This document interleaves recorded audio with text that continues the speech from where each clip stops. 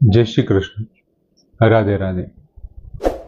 मित्र, त्रीजा अध्यायना सारांश भाग 1 में આપણે જોયું કે લોક સંગ્રહ માટે કર્મ કરવું જોઈએ।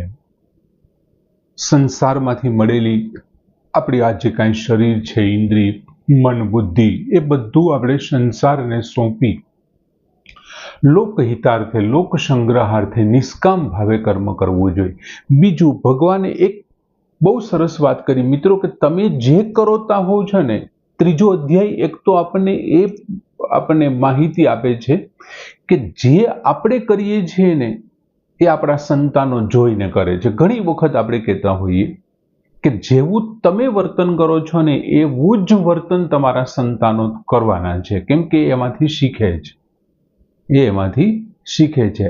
એટલે ભગવાને એક બહુ સરસ, તમે વિચાર તો કરો યાર, ભગવાન કૃષ્ણ ક્ષત્રિય હતા, એવડો મોટો રાજા હતો, એટલો મોટો બુદ્ધિશાળી વ્યક્તિ, અને એમ છતાં એમણે પોતાનું ભાગ્યમાં કર્મ આવ્યું અર્જુનના સારથી બનવાનું, તો એ બન્યા।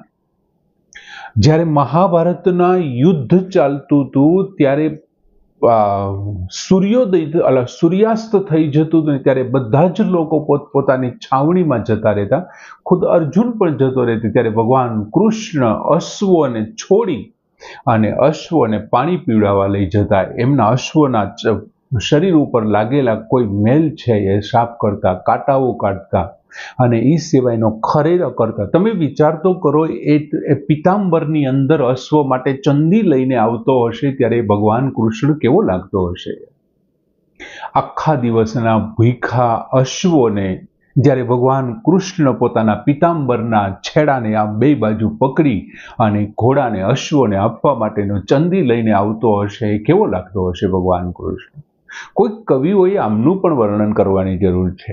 ગાયો ચરાવીને આવતો હોય ત્યારે નરસિંહ મહેતાએ વર્ણન કર્યું છે કે આગળ ગોધન, પાછળ મનમાં મોહ ઉપજાવે। યાર, એમ માખણ ચોરવા જતો હોય એમનું પણ વર્ણન આપણે સાંભળ્યું છે।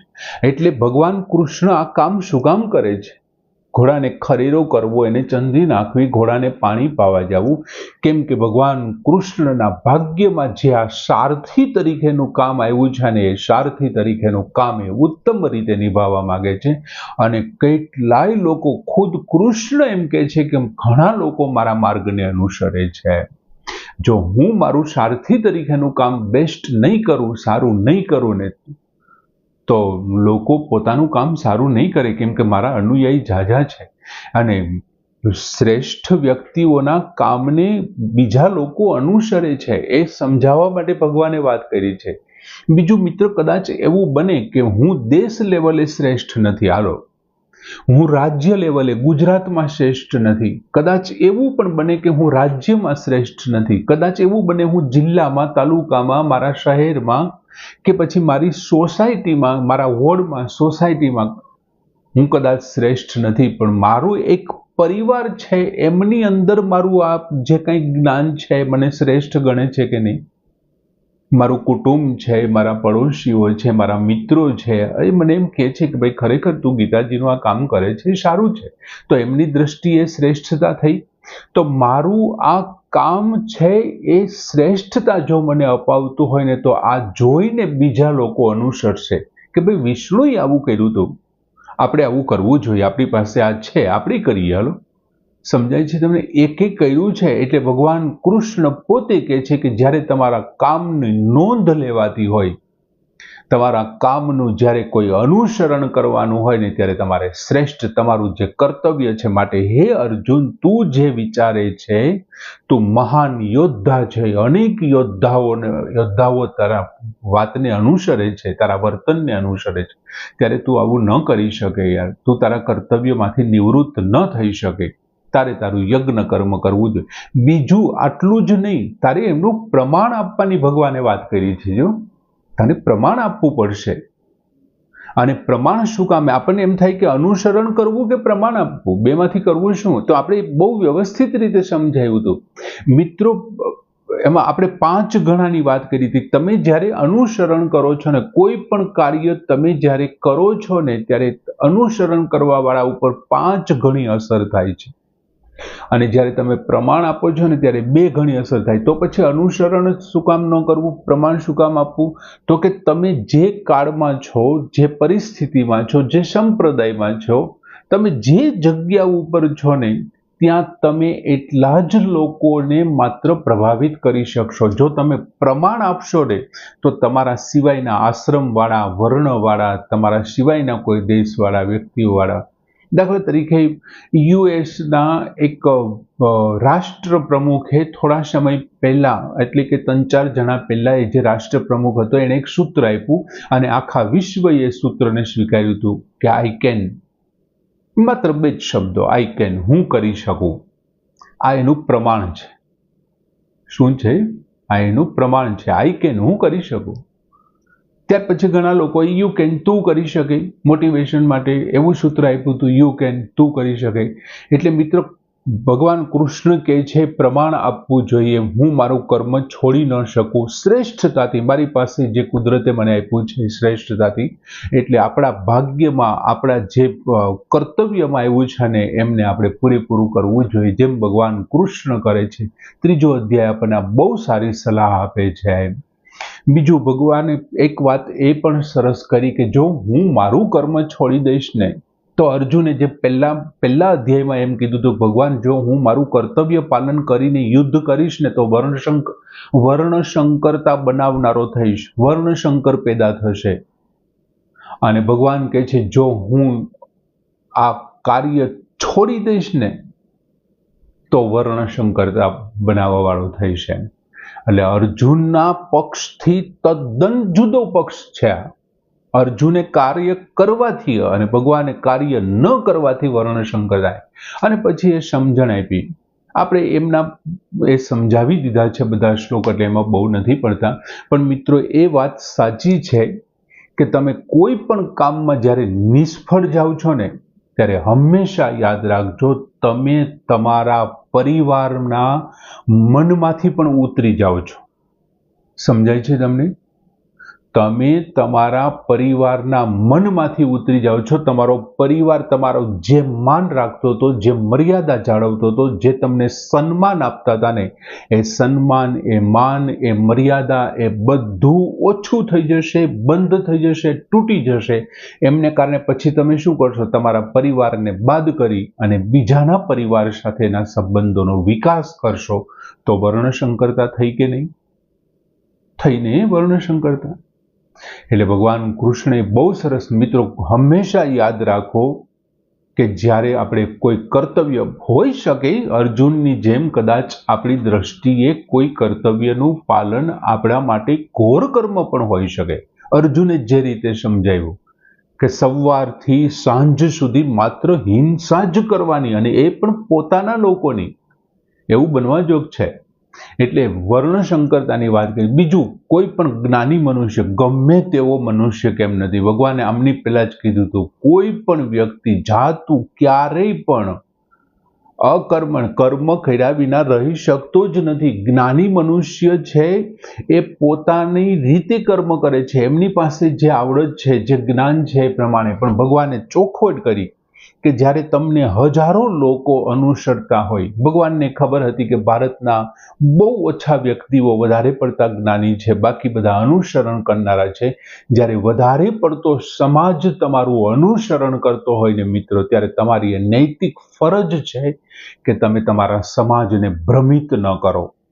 તમારા સમાજને એટલે તમારા અનુસરણ કરનારા સમાજને, એ કોઈ પણ સંપ્રદાયનો હોય, કોઈ પણ જ્ઞાતિનો, કોઈ પણ માંથી આવતો હોય, પણ તમે ભ્રમિત ન કરી શકો એમ. એટલે ભગવાને સ્પષ્ટ ના પાડી કે આવું ન કરી શકો. બીજું, પ્રકૃતિના ગુણો છે એ કર્મો કરાવે છે.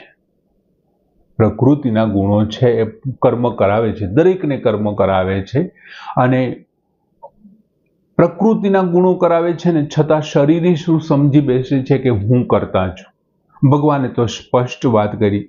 મિત્રો, ઘણી વખત જે કર્મો થતા હોય ને, આપણે અર્જુનની જેમ એવું સમજી બેસતા હોય કે હું કરું છું.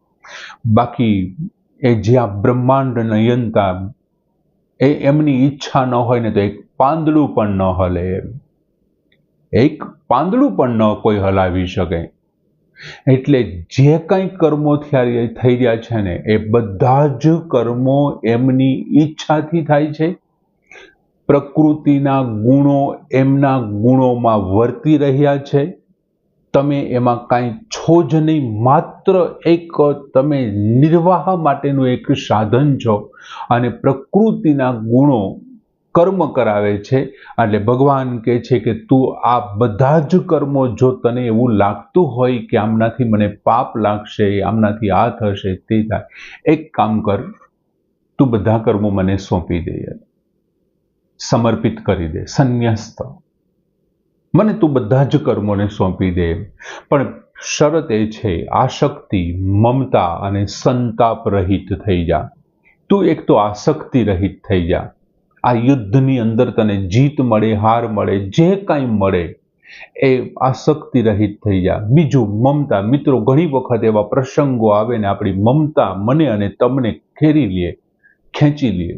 આપણી આસક્તિ, મારી અને તમારી આસક્તિ આપણને ખોટા નિર્ણય લેવા માટે, ક્યારેક કોઈ કાર્ય છોડવા માટે આપણને પ્રેરિત કરે. ભગવાન કહે છે આવા બધા દુઃખ અને સંતાપ રહિત થઈ જા અને તું યુદ્ધમાં જોડાઈ જાય. યુદ્ધ એટલે શું? તમારી સામે આવેલી મુશ્કેલ પરિસ્થિતિ, એનું નામ યુદ્ધ છે. એવું જરૂરી નથી કે તલવારને ભાલાને ઉડતા હોય, રણશિંગા વાગતા હોય એ જ યુદ્ધ છે. આપણી સામે આવેલી ભયંકર પરિસ્થિતિનું નામ છે યુદ્ધ. અથવા તો આપણને ન ગમતી પરિસ્થિતિ છે એ યુદ્ધ છે. એ યુદ્ધ ક્યારેક શરીરની અંદર પ્રવેશેલા આપણા કોઈ રોગ સામે હોઈ શકે. એ યુદ્ધ ક્યારેક આપણા પરિવારના કોઈ એક વ્યક્તિ ઉપર આવેલી કોઈ આકસ્મિક વાત હોઈ શકે. એ પરિવાર વિશે સાંભળેલું અથવા કોઈ આપણા સગા સ્નેહી સંબંધીનું કોઈ વર્તન હોઈ શકે. અને ત્યારે ભગવાન કહે છે કે આ બધું મને છોડી દે. ગુજરાતીમાં એક કહેવત છે કે જ્યાં સુધી અન્ન જળ સાથે હતા ને ત્યાં સુધી ભેગા રહ્યા. હવે નથી. ઠાકરની ઈચ્છા હશે કે હવે નોખા અંજળ લઈએ, એટલે અંજળ નોખા થઈ ગયા. આમ આસક્તિ, મમતા અને સંતાપ રહિત જો તું થશ ને તો જેવી પરિસ્થિતિ હશે ને એમની સામે તું યુદ્ધ કરી શકે છે. અને આ મારો મત છે. ભગવાને એવું સ્પષ્ટ કીધું. અને અમુક લોકો મારા મતની અંદર દોષ કાઢે છે, દોષને જોનારા છે. એ એવું માને છે કે ભગવાન તો અભિમાની છે. બાકી મિત્રો, જ્ઞાની વ્યક્તિઓ છે ને એ પણ પોતાની પ્રકૃતિ પ્રમાણે જ કાર્યો કરે છે. જે મહાન વ્યક્તિઓ છે, જે મહાન જ્ઞાની થઈ ગયા, જેને આપણે પૂજ્ય ગણીએ છીએ, એવા બધા વ્યક્તિઓ પોતાની પ્રકૃતિ પ્રમાણે કાર્ય કર્યા છે.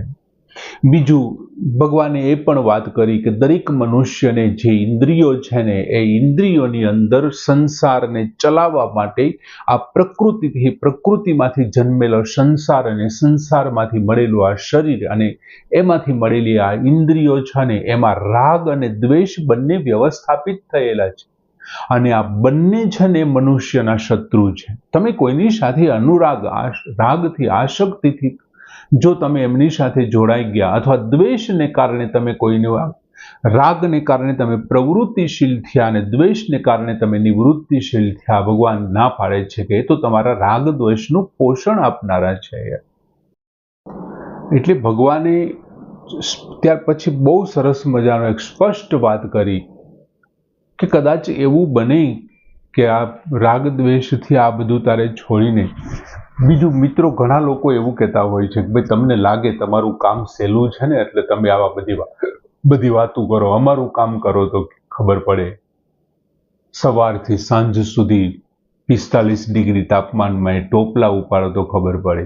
કોઈ ડ્રાઈવરને પૂછો તો એમ કે એવા ધોમ ધકતા તાપમાં 45 ડિગ્રીમાં જમીને સીધું એન્જિનની બાજુમાં સીટ ઉપર બેસો, ત્યાં બેહો તો ખબર પડે.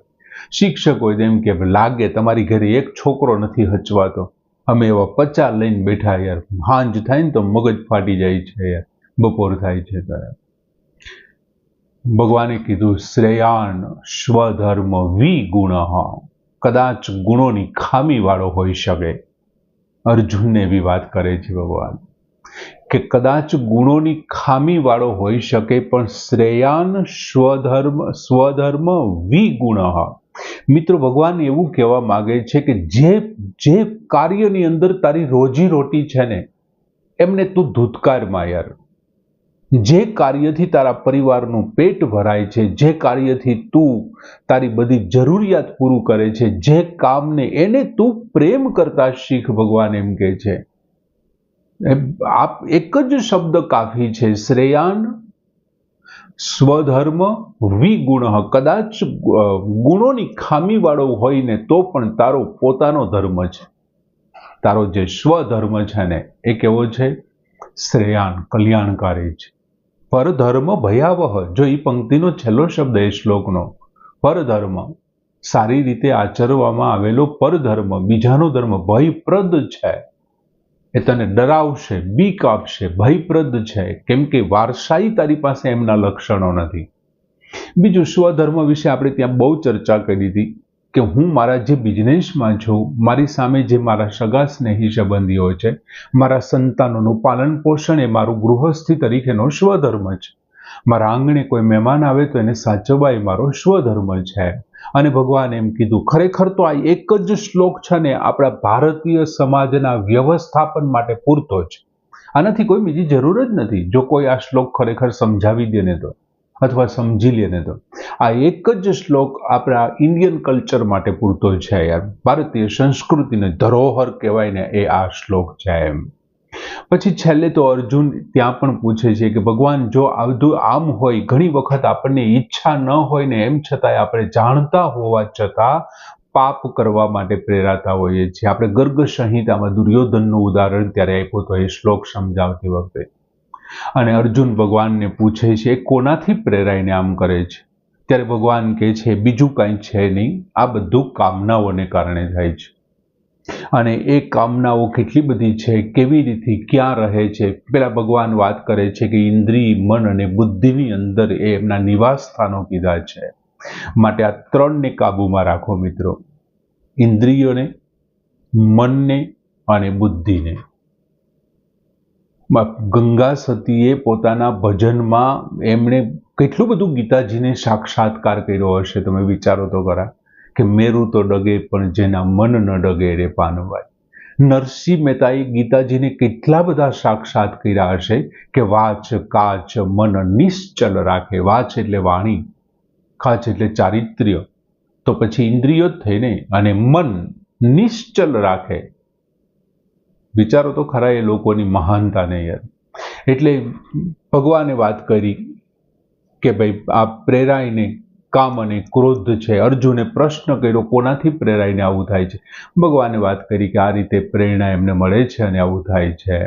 અને છેલ્લે ભગવાને એમ કીધું કે આ ઇન્દ્રિયો કરતા મન છે મોટું છે, મન કરતા આ જે બુદ્ધિ છે, બુદ્ધિ કરતા જે આ છુપાયેલો છે કામના.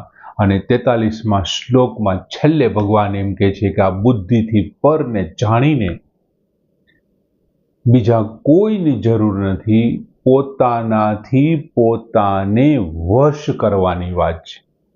કોઈ એવી કોઈની પાસે લાકડી નથી મિત્રો કે તમારી ઉપર ફેરવી દે અને તમે નિસ્વાર્થ બની જાઓ, તમે નિષ્કામ બની જાઓ. માત્ર પ્રયત્ન કરવાથી આ બધું થશે યાર. પોતાનાથી પોતાને વશ કરીને. જો સ્પષ્ટ શબ્દમાં ભગવાન કૃષ્ણએ 3જા અધ્યાયમાં પાછું યાદ અપાવ્યું છે, છેલ્લે કીધું આ એક જ કરવાનું છે, પોતાનાથી પોતાને વશ કરી. આમ પોતાનાથી પોતાને વશ કરવાનું ભગવાને કીધું. કોઈની પાસે એવી દવા નથી યાર, તારે પોતે જ કરવું પડશે. બીજું, એવું નહીં સમજતો કે ઋષિ મુનિઓ કરી શક્યા છે, એ પણ ક્યારેક નથી કરી શક્યા યાર. એવું ન સમજતો કે કોઈ રાજા કરી શકે, એ લોકો પણ ક્યારેક નથી કરી શક્યા. ક્યારેક કર્યું છે, ક્યારેક નથી. અમુક રાજાઓથી થયું છે, અમુકથી નથી. અમુક ઋષિથી થયું છે, અમુકથી નથી. અમુક માણસથી થયું છે, અમુકથી નથી થયું યાર. એટલે તારે જ પ્રયત્ન કરવો પડશે. અને એ બધા બીજું આ બધા ખૂબ સૂક્ષ્મ છે. એટલે ભગવાને વાત કરી કે દુર્જય છે, એમને જીતવા મુશ્કેલ છે. તું એવું નહીં સમજતો કે હું સરળતાથી કરી લઈશ એમ. દુર્જય શબ્દ વાપર્યો છે અને એમને જીતવા મુશ્કેલ છે. અને આ તારો જે શત્રુ છે ને, જે આ કામના છે, આ શક્તિ છે, રાગ છે, એ તારા શત્રુ દુર્જય છે અને માટે તારે એમને હણી નાખવા જોઈએ. આવા મહાન શ્રેષ્ઠ કર્મયોગીઓ આપણા ભારતની અંદર પોતાના ધંધામાંથી, પોતે વિચારી અને શ્રેષ્ઠ કર્મો કરી અને એમના સમાજ માટે એમણે પ્રમાણ આપ્યું છે. ધના ભગતે બીજાના નાઈનું કામ કરીને, ગોરા કુંભારે માટીને ખૂંદતા એક હાથ માટીમાં રાખી અને હું મારા ગળાને કેવી રીતે પાકો કરું યાર, એ વિચારવાની વાત છે.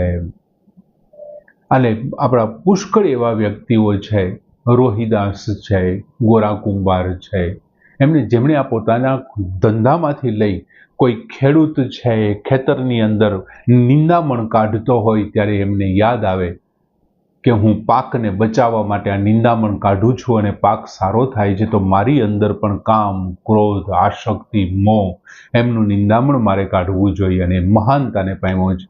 ભગવાન કૃષ્ણને વિનંતી કરીએ કે અમારી અંદર હૃદયમાં પડેલું આ નિંદામણ દૂર થાય અને અમને જે શ્રેષ્ઠ ફળ મળવાના, અમારું જેમાં કલ્યાણ છુપાયેલું હોય એ કલ્યાણ તું અમને પ્રાપ્ત કરાવજે.